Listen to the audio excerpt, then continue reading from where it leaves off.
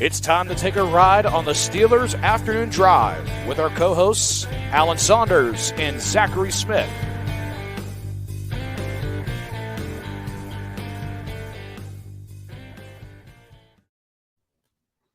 We're getting close. I know the people want to hear the full song as much as I do.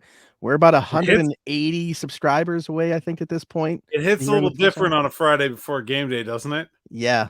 I mean, as I'm talking, my head is still just going right now with the song. How about this? You want to just keep that feeling going, right? TJ Watt today, after practice, quote, "I cannot wait to see Steelers Nation in Acrisure this weekend. I am so excited. It's been way too long." There we TJ go. Watt, not the world's most emotive man. I actually made him laugh by making fun of that fact today. But that'll get you going, right? Yeah, absolutely. Let's do it. And me being one of those fans, man, that makes me a little bit even more juiced up than I already was to be back in there. So, well, wait a minute. Hold on. Back up. Welcome into Steelers Afternoon Drive. I'm Zachary Smith. That's Alan Saunders. Today's a big day on the show, Alan. It was a big day over at the site with prediction stuff, season-long prediction stuff. Obviously, week one here, we saw Thursday Night Football go down. We got San Fran coming into town this week for the first Steelers home opener. First time they've opened up at home since 2014. I mean, this is Pittsburgh feel good right now.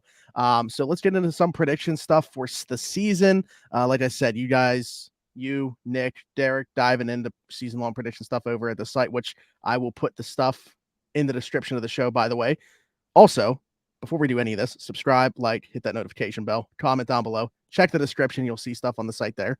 Alan, where do we go here? Well, I think I want to start with Derek's stuff because I think it's like good kind of back and forth talking points. I mean, my prediction is more of a what do I think they're going to do? And we can certainly talk about that. And I guess I'll kind of justify it. But I think Derek, he was coming out with some bold predictions, right? And I think his are bold, right? He has a Steelers player that is not TJ Watt winning the Defensive Player of the Year. Minkah Fitzpatrick as the Defensive Player of the Year predicts our Derek Bell boldly. Smitty, what do you think?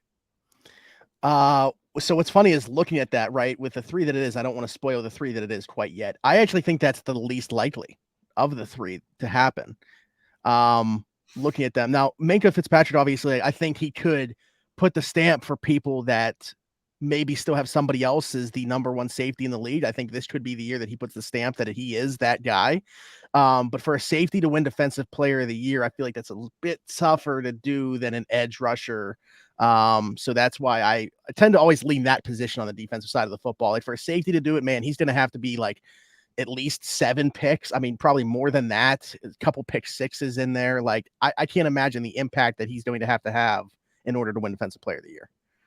Was the last one to do it Troy Polamalu? I'm pretty sure. It's not an easy position to win Defensive Player of the Year from.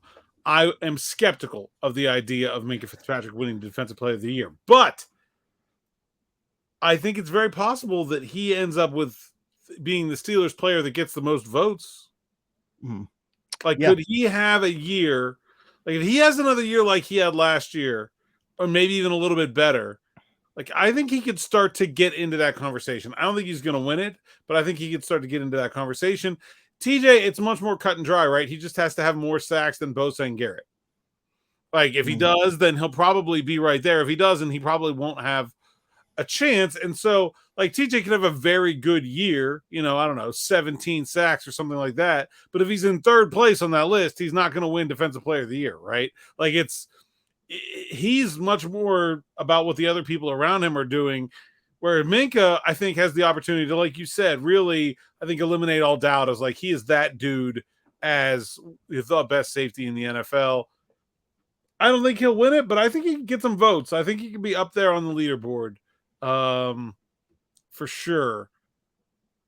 That's a very bold prediction. I don't think I agree with it, but I think I could see Minkah finishing ahead of TJ in the voting. I think that's possible.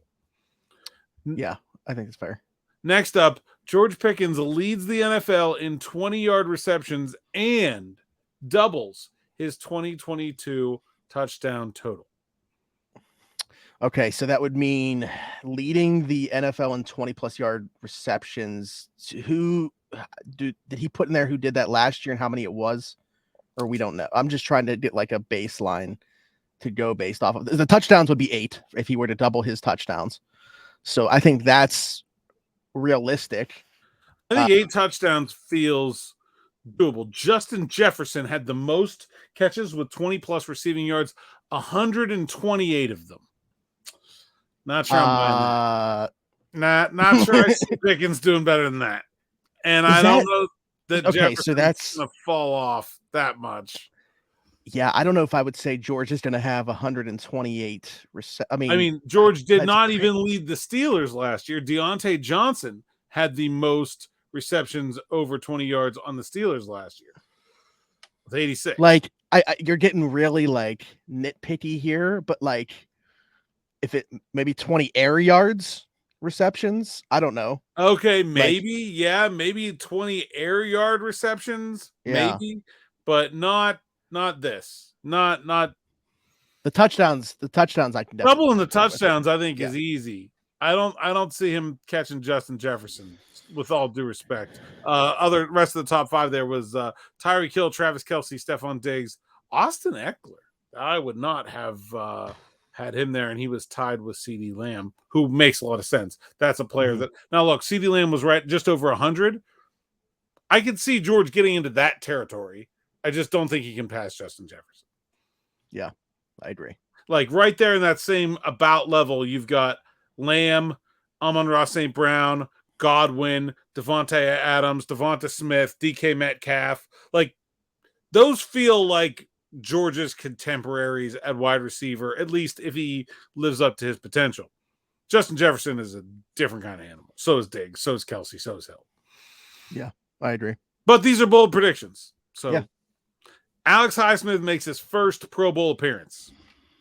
Yeah, so my question with this one would be, it's going to be tough for him to do it opposite of TJ Watt, who made the Pro Bowl last year, despite missing the time that he did, only having 5.5 sacks on the season. So the name notoriety of TJ Watt and Alex Highsmith, I still feel like there is another level there. Like I still think he's very much learning the position and isn't a refined product yet. I think there is still more for him to give there, and it very well could be this season. He could have his best season in the NFL.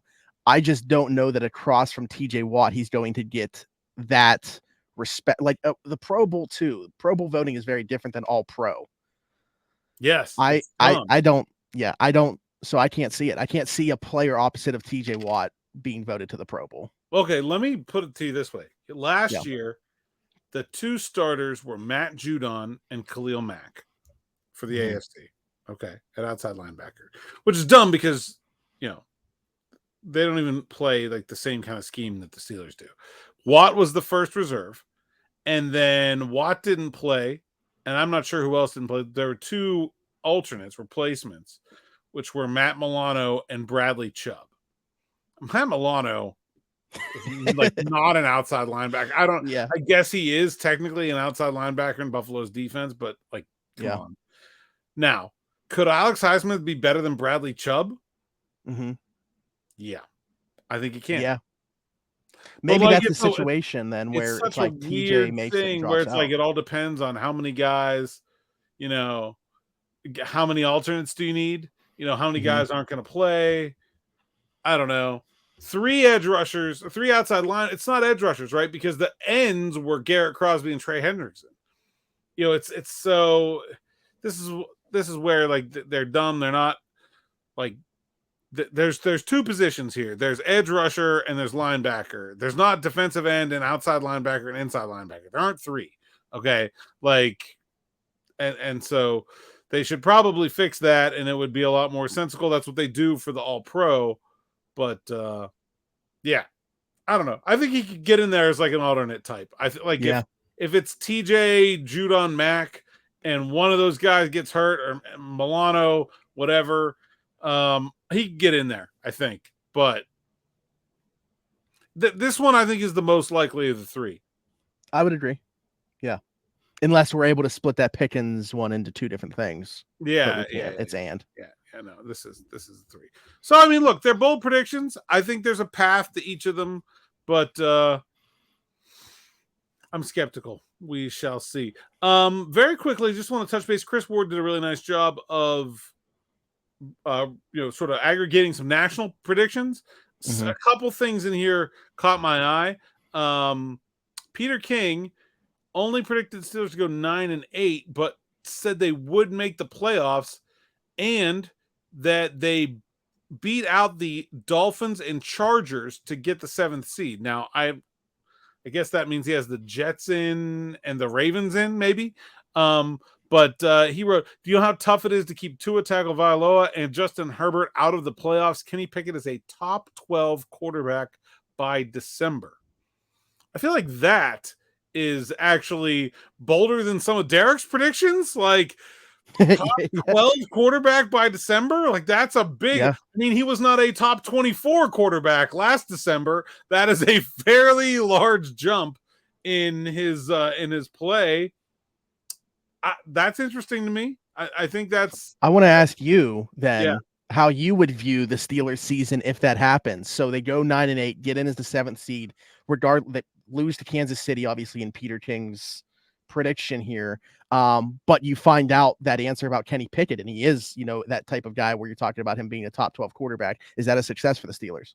I don't know, because I don't understand how Kenny Pickett can be a top 12 quarterback and they only win 9 games. They won 9 games. Yeah. He was a bottom 8 quarterback. Like, did TJ Watt, Cam Hayward, and Minka Fitzpatrick all get into a car accident? Like, all 3 of them just drove into each other in the parking lot like a circus thing, and then like the whole defense falls apart. Like, I'm not even sure the scenario that would happen. Alex Highsmith made the Pro Bowl in that yeah, right. Too. Yeah, exactly. Yeah, Alex Highsmith makes the Pro Bowl in that scenario. But Minka does not win Defensive Player of the Year. I can't see Kenny being that good and the Steelers being that bad. Their schedule's easy. They're playing a bunch of bad teams. I think people have this idea of like where the Steelers should be compared to their AFC opponents. And that feels like it's right to me, but they don't play any of the good teams in the AFC. They play the Bengals twice, the Ravens twice, and Jacksonville at home. And every other AFC opponent they have is bad. A couple of them are they play Houston. Their 2 of their road games are Houston and Indianapolis, which are probably the 2 worst teams in the AFC. That's 2 of their road games. They have possibly the easiest schedule you can have in terms of AFC games. So, yeah, the AFC is good, but the Steelers aren't playing the good ones. And so I think there's this disconnect there where we're looking at them compared to the league, but not looking at the schedule. NFC West, which the Cardinals and Rams, 2 bottom 5 rosters. Are tanking. I don't know what the Rams are doing, but they're not good. Yes, the 49ers opening is tough. Yes, Seattle at Seattle is probably hard, but man, that it just here's the other way though, man. Luke Lindholm of Sports Illustrated, who, by the way, who the frick is Luke Lindholm? I don't know. Like, you ever hear this guy? No. When I looked at the article, it was literally the first time that I've seen this name. So, yeah, I don't know who this guy is. So maybe we're clowning a clown, which then makes us a clown. But Pittsburgh's win total has been set at 8.5 games, which seems a tad bit high in our opinion. It is the number 1 over bet win total in all of the NFL right now. How does it seem a tad high? We still believe the Steelers will underperform and fall short of a winning season. This team is very young, and most of their key players are still in their 2nd and 3rd seasons in the league, while other teams in the division, such as the Bengals and Ravens, have stocked up on veteran talent to make a playoff push. 7-10. Luke Lindholm. Who's we? Is that entire Sports Illustrated? I guess. One guy that has his name on it, but he says we. I don't know. Luke Lindholm. There is no friggin' way that is happening. None. 0% chance they're going 7-10. Unless the little 3-way car accident is all 3 of the Steelers quarterbacks or something, and Tanner Morgan is out here starting 17 games after he pull him off his couch. I think Tanner Morgan could win 8. Get out of here. Nonsense. I think it's interesting though. Seem normal, reasonable. I wanted to mention on Luke's though, real quick, because what was it you said about the Bengals and Ravens stocking up on veteran talent. I mean, the Ravens got OBJ. I guess what he's talking about there. I don't know who the Bengals got. They lost people.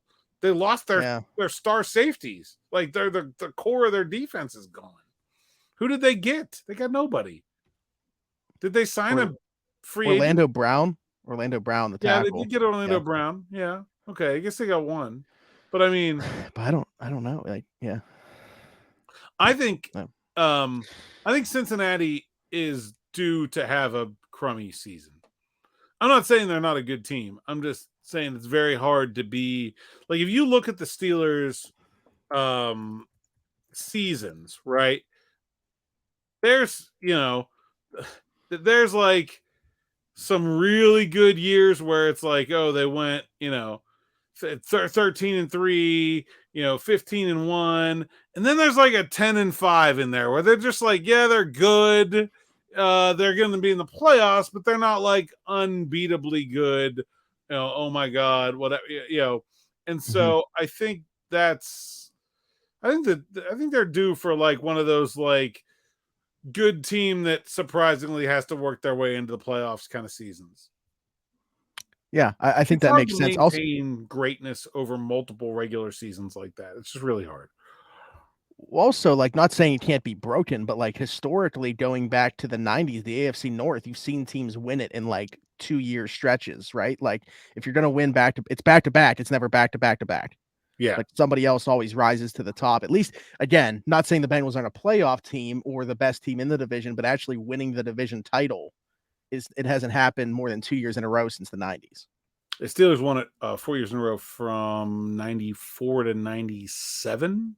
Yep. And then like in the 70s. And I think the Browns won it a bunch in a row in the 80s too, if I remember correctly.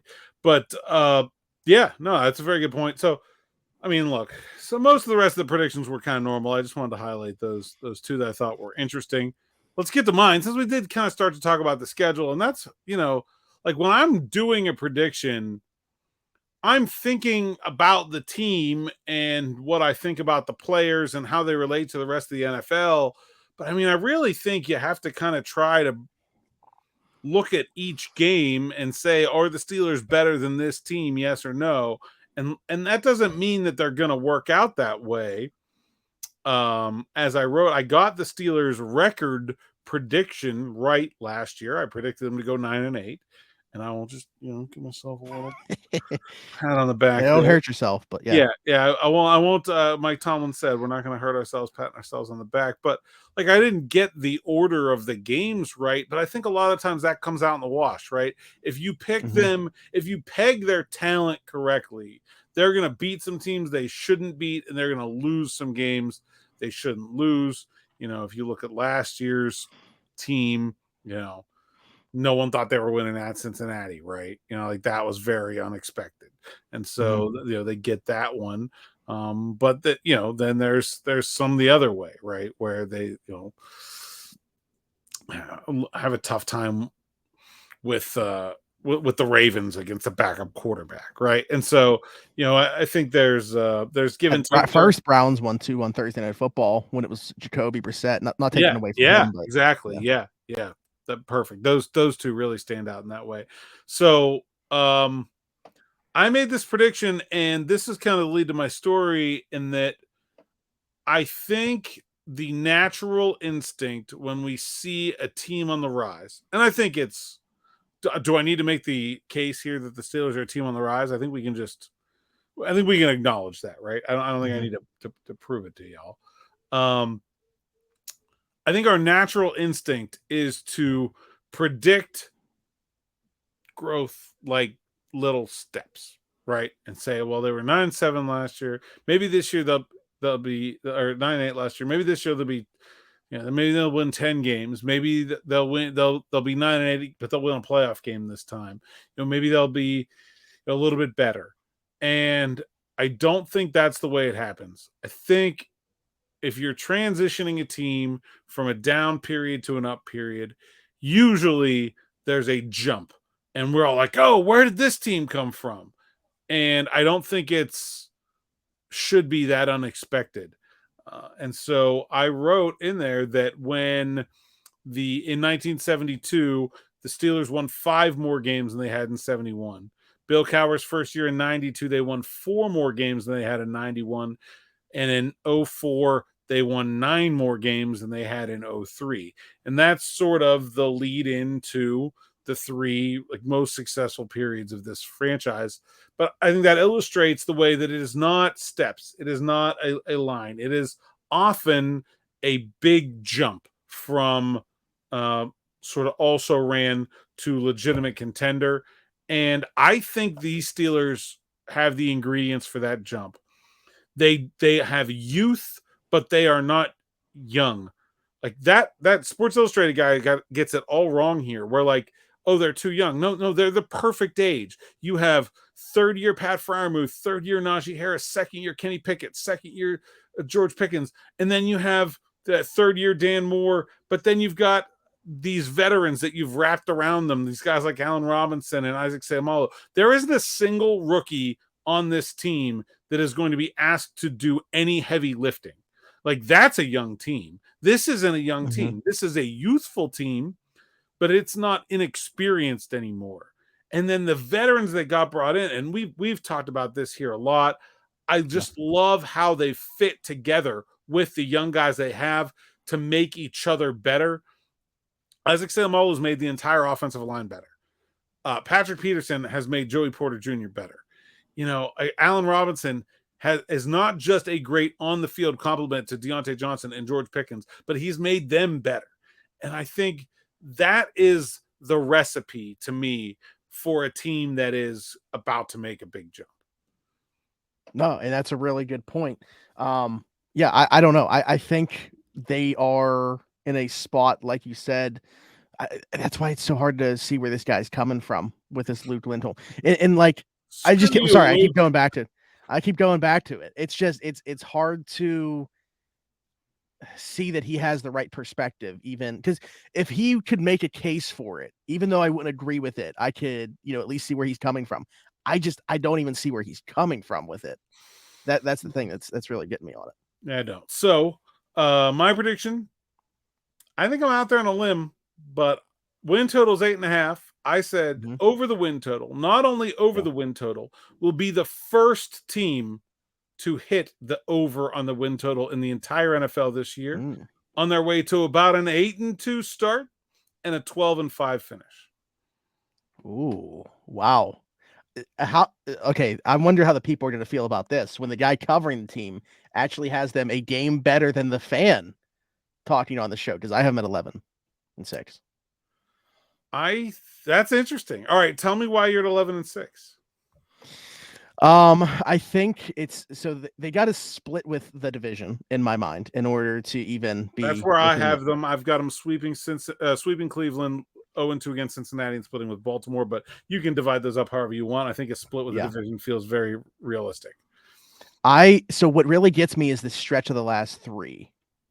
With Cincinnati, Seattle, Baltimore. I think they'll drop 2 of those. If they only drop 1, I would give them 12. I also have them losing 2 of those 3. I have them losing Cincinnati, Seattle, but again, I think you can mix and match.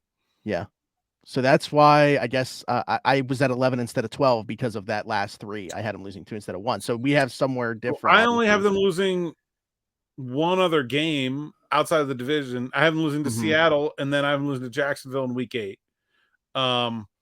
I've got them running the table. I got them beating San Francisco this week. I think that to me is I looked at this game a lot and I thought about it a lot. And I love the way the Steelers prepare for the season. I feel like the 49ers have had so many more distractions with will Bosa play? Will he not play? Is Purdy the guy? Is he not the guy? Is he the guy? And then is he healthy? We're trading Trey Lance.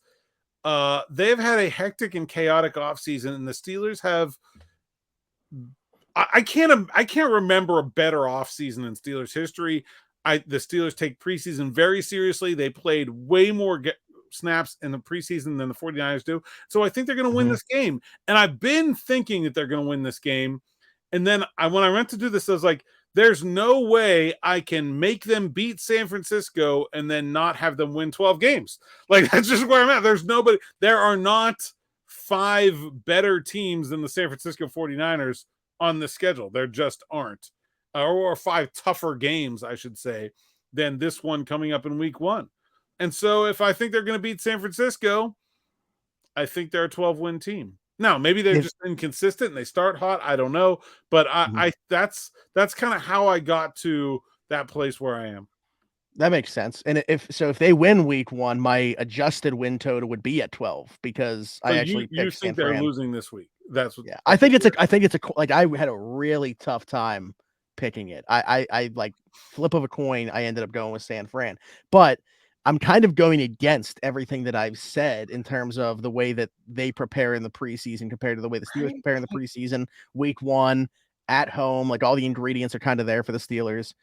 Kind of talking myself out of the prediction I've made on record already with San Fran, but I can hear it. I hear it happening right now. If there was like a dial behind you, like it started at 11 and now it's headed to 12. It's going this way. Yeah. I mean, seriously, like it could go either way. Obviously, I hope. Obviously, any of these are plausible, but I think some people have missed the boat about Kenny Pickett. I think the Steelers are going to be a very, very dangerous team this year. And look, I don't know that 12-5 gets them. I don't think it'll get them in the division. Despite what I said about Cincinnati, like I still think they're, you look at their schedule, that's about where they should be. And I have the Bengals sweeping the Steelers. So I said 12-5 is still a wild card. I think that's very possible too. It's an extremely good division. It's got to be the top wild card there, right? But it should be the top wild card. It should be a home game. And yeah. Okay. Can I give a bold prediction for the season? Yes. Allen Robinson leads the team in touchdowns. Receptions. Oh, that's bold. But I think he's going to have a Jericho Cotchery-esque 2013 season for the 2023 Steelers, where it's like a third or a fourth of his catches are touchdowns, and like half of them are going to be third down and touchdowns combined. Like, I think he's not going to have the volume, but I think it's going to be a very important role. He's going to have that like Jerome Bettis 2005 stat line, like 9 carries, 18 yards, 8 touchdowns, like something like that.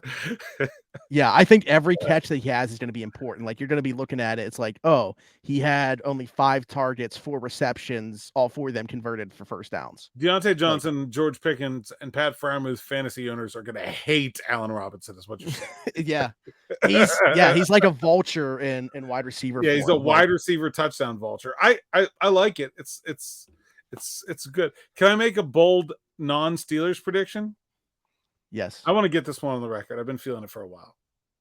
The Jets are going to suck. People are hyping up the Jets, and then not only are they not right, they're wrong. They're going to like 3 or 4 wins. Like, they're going to be terrible. Like, Rodgers might not even finish the year. Like, it's going to blow up and be a disaster. So you're taking it a step further than I have. I said they weren't going to make the playoffs, but like, you're a far cry from even that. Like, I would bet that he does not finish the season.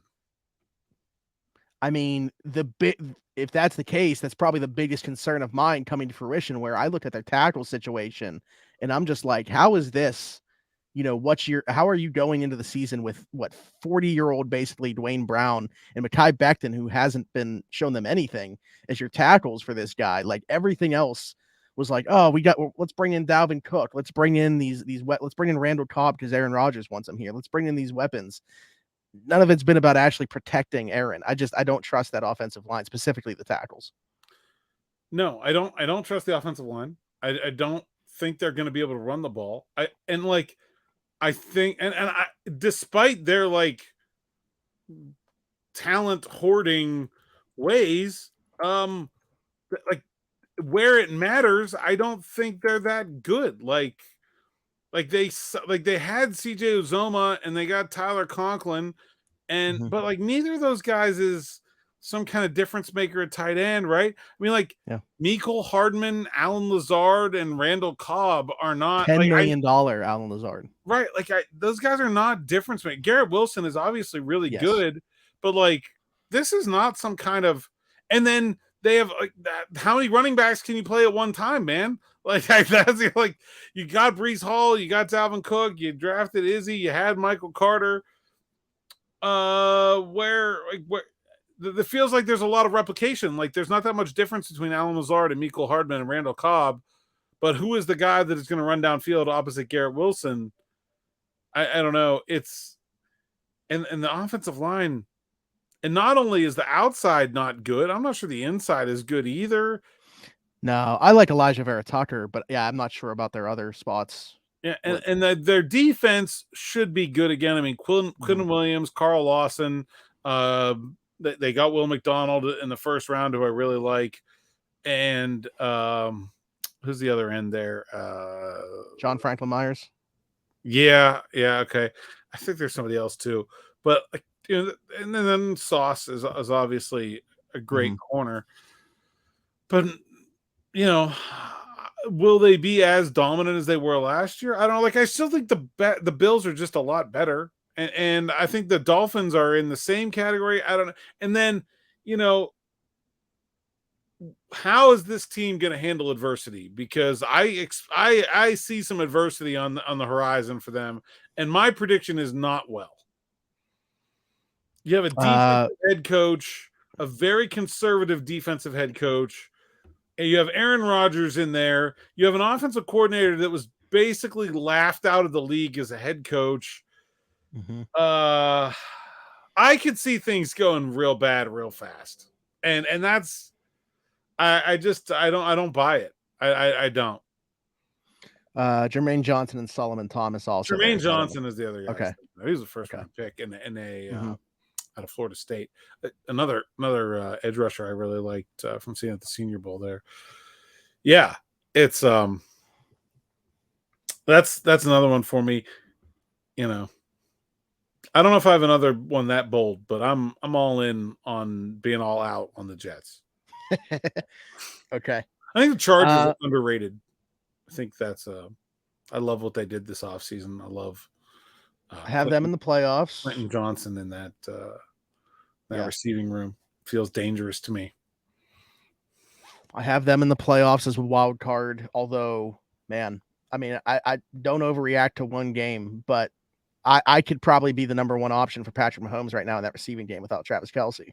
So, yeah, I think the Chiefs will be fine. They'll be fine, but I'm not worried. I wouldn't be worried if I'm them, but it wasn't great. Maybe the Chiefs. Maybe it's not Cincinnati. Maybe it's the Chiefs that have a struggle year. Maybe it's them instead. Yeah, certainly could be a possibility. Any comments? I wanted to get to this one, man. I mean, Thomas Brocious. We're rolling with Brocious now, by the way, because of the Thomas Scott Brocious. Yeah, like that's what I'm calling him. Very passionate response here in regards to the Pickett versus Purdy debate that we had. Short answer, Pickett, but we don't want the short answer here. I'm going to skim through some of these 7 paragraphs that he gave to us here. At one point, Thomas, not the biggest fan of Tomlin. He saw how the Patriots used to undress his teams only to realize that Ben Roethlisberger and his lack of preparation was the reason why. And that is why he is choosing Pickett, because he sees the exact opposite in a guy like Pickett, a guy that wants to be in the film room, a guy that is an absolute knower of ball and wants to learn as much ball as possible in Kenny Pickett. Remember those games with Tom Brady on the sideline looking at screenshots, diagnosing our defense mid-game? Ben would be looking off into space, ready to just go out there and wing it.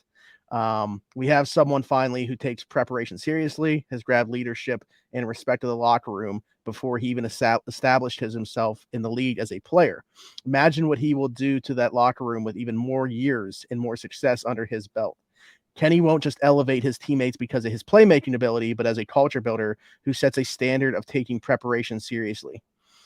If Ben had a 10th of Kenny's heart, he'd have been the best of all time. The player, Pickett over Purdy all day, unless it's in the exact situation that Purdy is in right now. The leader, you can't have enough Kenny Pickett's on your football team. I mean, that's there. I mean, Thomas was spitting. I think Ben had heart. I think that's the one place where I think I might disagree with it. I think he had plenty of heart.